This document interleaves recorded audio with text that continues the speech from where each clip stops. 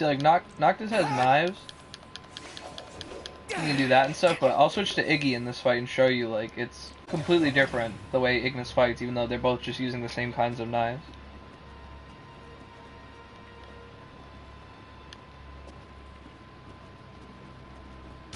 See?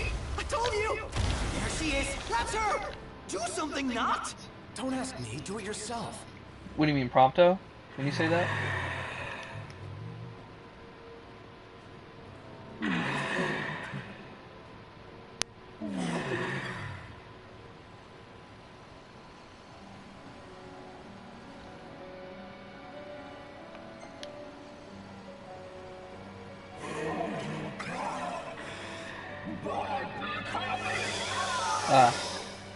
I guess. I don't know. He definitely hams it up. Like I said, he's basically just hiding his true emotions. It's disgusting. See, so you saw me with knives with Noctis a second ago. Now look at fucking Ignis, just like zip, zop, zip-a-zang, can't touch him. And then he can switch to fire, which is like kind of his one-on-one brawly one. I didn't get to show you, but for ice, it's like area of effect. So the gameplay is very different between all of them, for sure. What was she talking about? It's me. Oh, something about her baby. That's the last runestone. Finally. This is dope. They took this right out of episode Death Sky.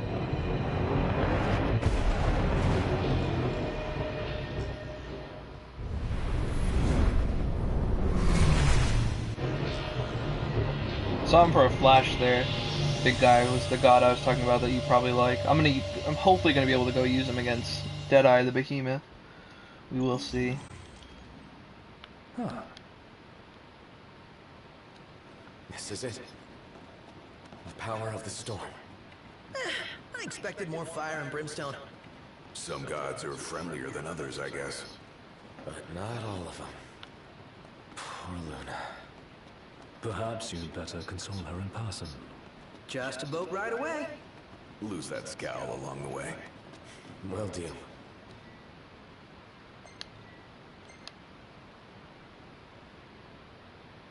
Alright. Just gonna stop off and do the Chocobo quest real quick. Beat up Deadeye the Behemoth, and then we will be on our way. Go back to Lestalem. Or I think we gotta get the car first, and then we go back to Lestalem. But either way. Hey, it stopped raining. Guess Rama finally got sick of showers. Up there, it's huge. Whoa! Way bigger than the last one we saw.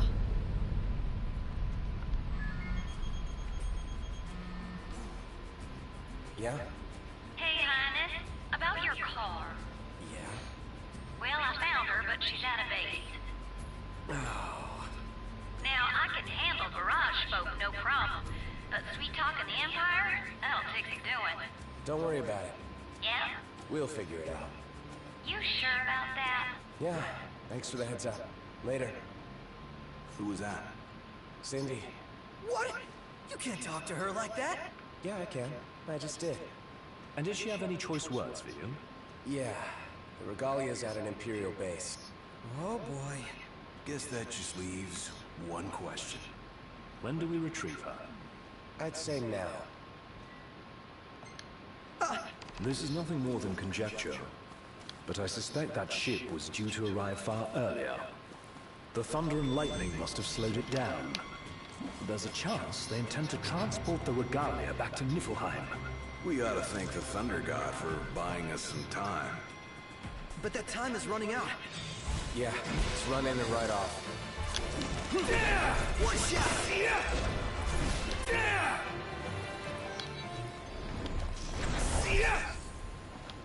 Onward! Yep.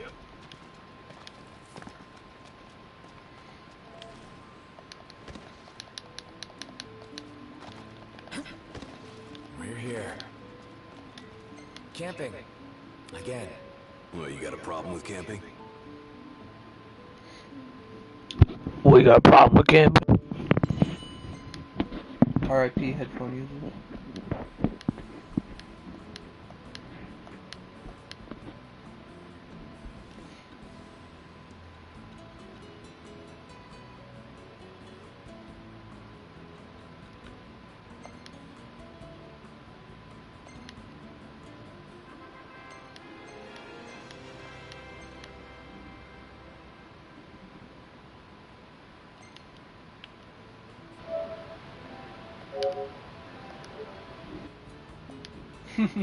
Pretty much. I mean, we just ran all around the sky, so may as well.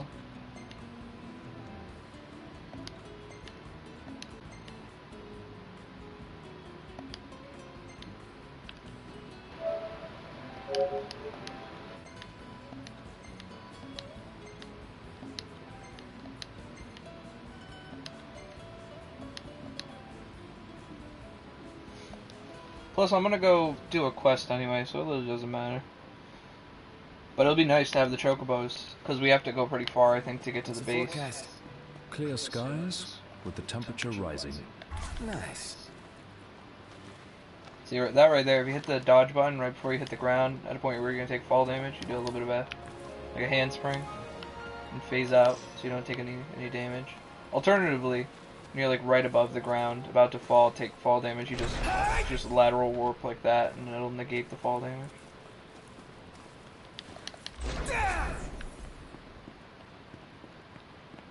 God, this brings back memories.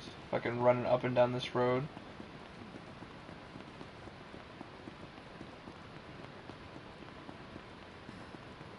Imperials above us! Thanks. Oh yeah. I remember this. Oh. I guess they're not coming for a fight.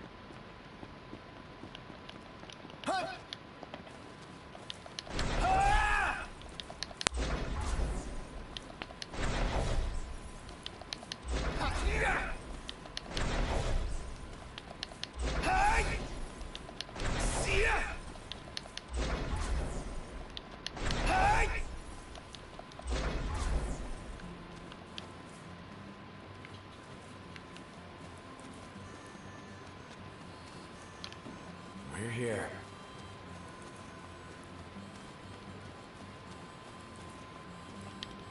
So what'll it be today? Grab some grub before you go?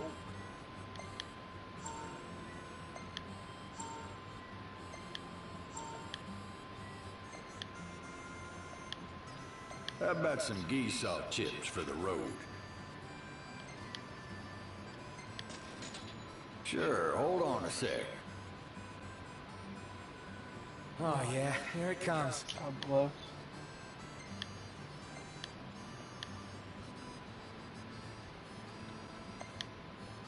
My birds have all got their feathers ruffled.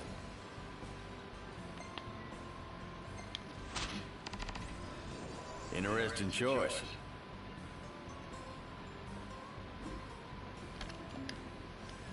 Y'all take care now.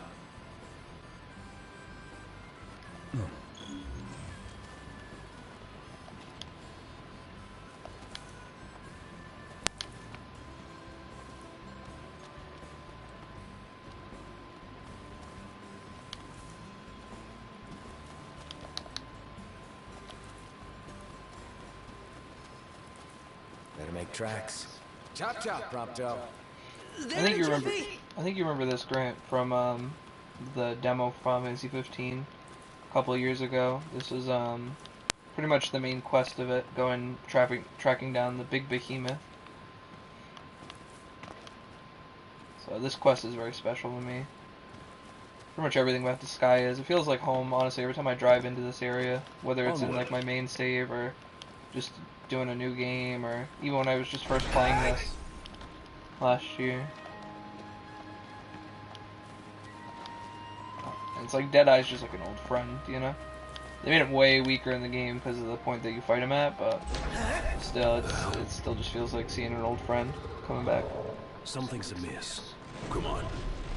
One thing I missed they took out is his like claw marks and footprints are all over the sky, and in the demo you had to actually go down and like track him by following them, but now they're just kind of out there as like flavor for the world. You don't have to track him, you just pretty much go straight to his den. A little disappointing, but I mean it's not the biggest thing. They kept most of the good parts of this.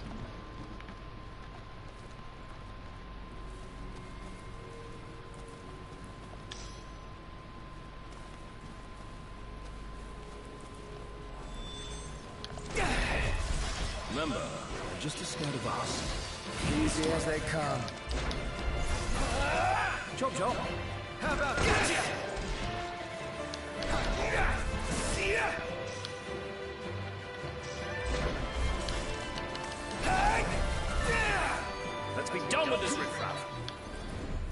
Nothing to it.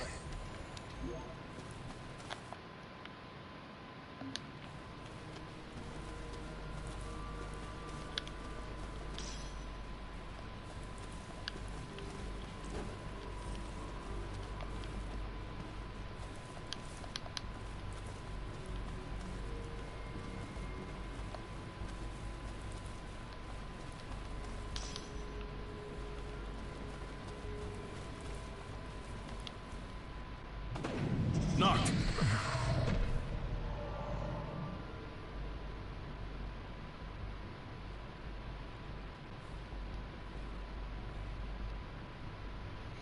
Here we go, boys.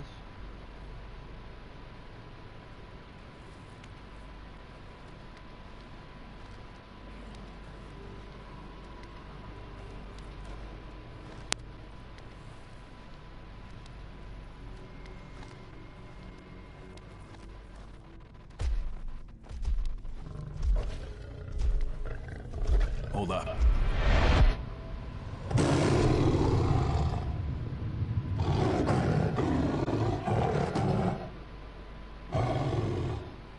Deadeye. The name says it all.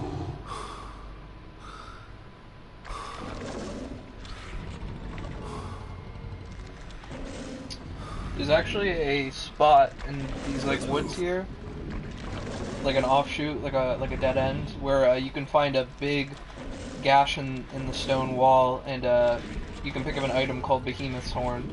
So it's clearly like the spot where whoever took his eye and horn lured him into and then chopped him in one go. I think though, whoever was fighting him might have tricked him into running into the wall, cracking the horn, and like it stabbed him in the eye or something. Something like that happened though, but you can find the place where it happened, where he lost his horn and eye. You can actually pick up the horn. Which is funny because in the demo, the whole point of chasing after him was his horn is worth a lot of money. You need the money to fix the car. Because this was the point where the car broke down in the demo versus the beginning of the game.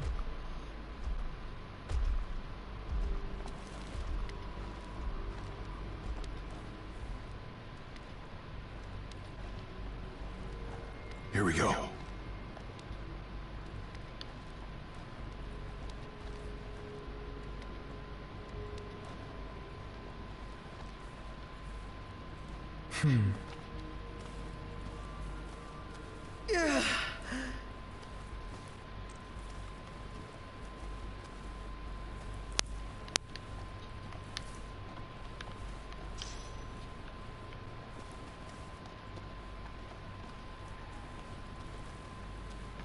It's weak on the right. No eye, no horn. We'll stay in range until we can exploit its blind spot.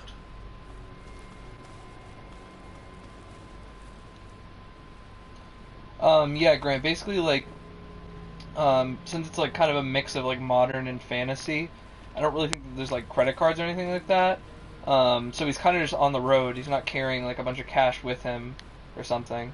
I don't know, it's tough, but yeah, it is kind of weird, that, like, they couldn't pay for the car repairs, so they had to work for it.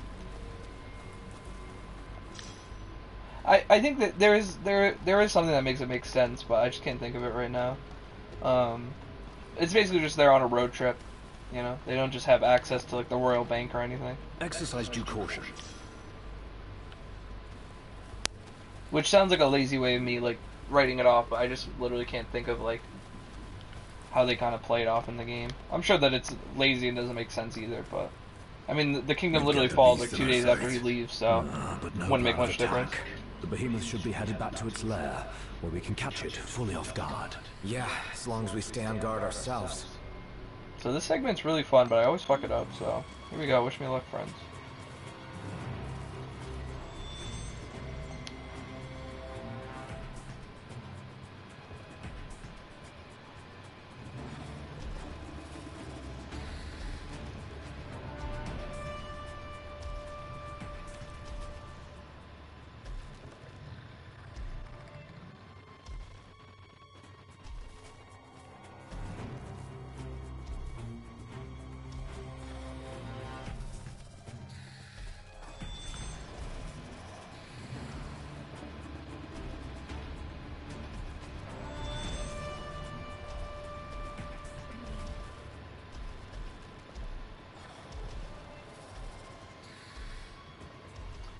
I guess, yeah. But the whole point is keeping it, even in the beginning, before the kingdom fell and he's kind of a fugitive, the whole point was keeping it on the down low, can't run around yelling that he's the prince. Not everybody knows either. People that do know, for good reason, like, make a big point of it. But even in the beginning, you know, like, Cindy has to ask which one of them is the prince. So it's not like a known fact that Noctis is the prince, and they're trying to keep it that way. They're trying to keep it on the down low. Even if they have to work for their money or whatever. And I mean, like I said, at the point where the kingdom falls, they're just fugitives, so they're gonna have to work hard either way. So if they can, like, remain in secrecy and not have, like, some idiot sell them out to the Empire, like, makes sense why he wouldn't just be throwing that around.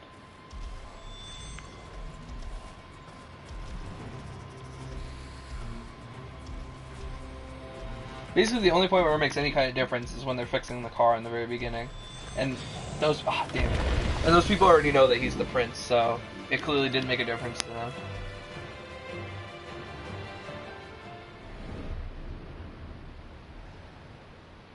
God, this is annoying. I just want to whip out the ring and just fucking use Alterna. Kill him in one shot. Oh, that's a good point. On their base outfits, yeah.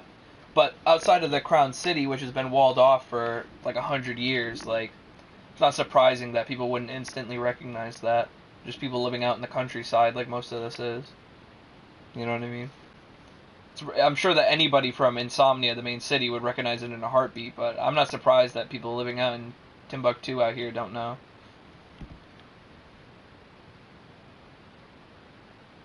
Because there's like a lot of tension about that. The Crown City being like cut off the way it is.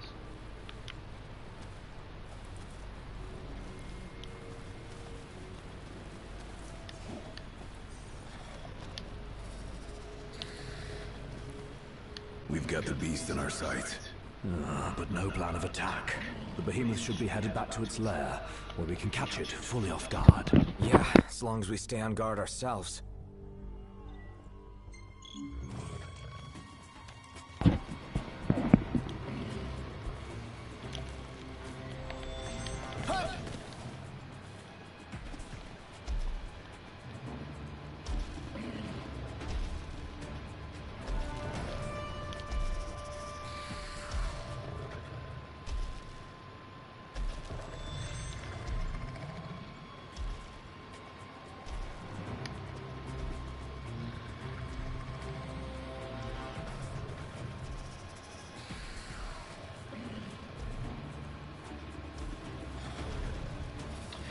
No, for this particular quest, they kind of wanted to have, like, this segment. You're trying to chase it back to the lair, because it's assumed at this point, like, it's going to take a lot out of you to fight this thing, so there's, like, a plan of attack. So, yeah, if you attack it right now, it fails and sends you back. You're just trying to track it back to its base, where it's going to be sleeping, which is part of the quest. Because that's what I was saying, I'd love to just whip out the ring and just use, like, fucking Alterna, just, like, literally suck him up into a black hole, but game won't let you. I don't even think I can lock on, but if you, like, even swing the sword at it at any kind of distance, it'll notice you, obviously, like, instantly.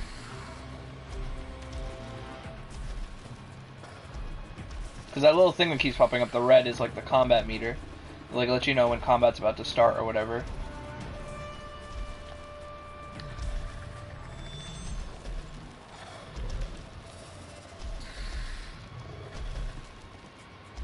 And this isn't the only part of the game that, like, has stealth like this, so it's not terrible. It's kind of cool, you know. Obviously, it's atmospheric. It's kind of cool. You're trying to chase it back to its base so that you can then hit it while it's sleeping.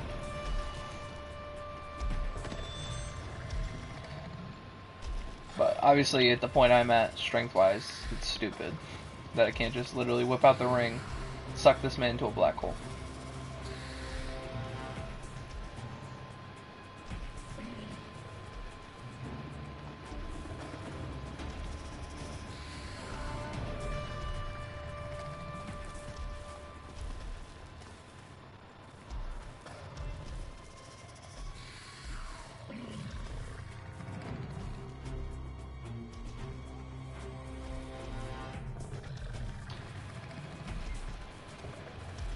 I mean, the way this game implements it is pretty cool. This is obviously a little heavy-handed, but like most of the stealth stealth segments take place in like the enemy encampments that they've placed in Lucius here, and they all work pretty well. It's kind of Metal Gear-y, like I don't know if you ever played or watched Ground Zeroes, but literally like a good majority of the stealth in this game feels like playing Ground Zeroes. You're just kind of working your way around a base and trying to silently take people out as you go. I think it works, honestly. It's not clunky or anything either.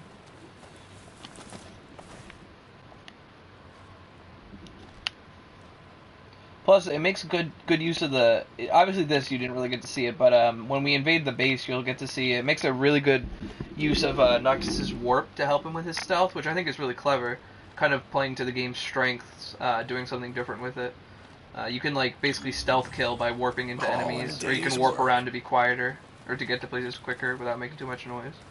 I think it works, you know. Watch and tell me what you think once we get to that kind of thing. This is another thing I don't like. There used to be that tank over there. Prompto would stand up here and shoot it once you brought Deadeye over here.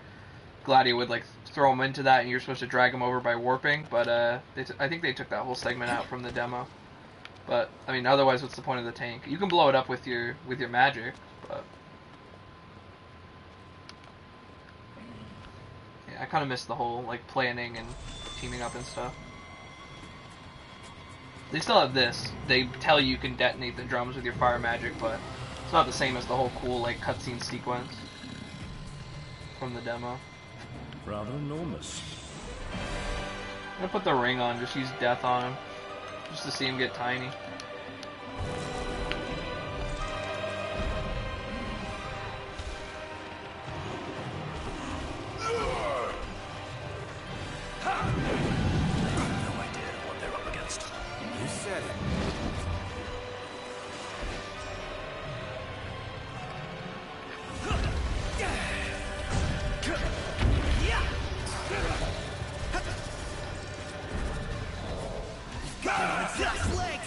Let's put it out of its misery. Swift and painful. Your time has come. Look how skinny you got for me using I death. amaze myself sometimes. So fucked up that Ego is spell. what amazes me. Frankly, I'm just amazed we actually I didn't made get to it. summon Rama, but whatever.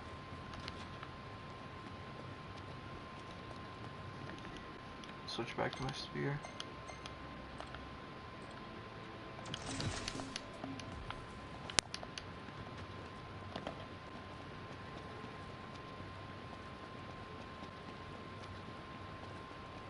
That's the thing too, Grant, going back to like the pre-order weapons, like I guess they're not really just cosmetic, because they do have like differing attack power and special effects. Like Masamune, the big katana, the one that I got from pre-ordering, has like a random chance of doing like wicked crazy damage when you warp strike with it, but it's like really low level on its overall strength. It's pretty much only made for the beginning of the game because you get it as a pre-order, obviously. So it's not like 100% cosmetic, because they do have their own strengths and things, but also like this isn't an online game, so I don't have as much of a problem with it as like say if Call of Duty you pre-ordered and you got like a wicked overpowered gun or something, you know, because that's online and that like sucks, because you went and did this thing, like now you have such an advantage over everybody else, you know what I mean? So like that kind of sucks, but like for like a single player game, I mean, it would have sucked if Masamune was like 500 power, second strongest sword in the game, because you would just clean up shop in the beginning of the game, but it also wouldn't be terrible because it's like not unfair. You don't get an unfair advantage or anything, I don't think. I don't know, that's just my opinion on it.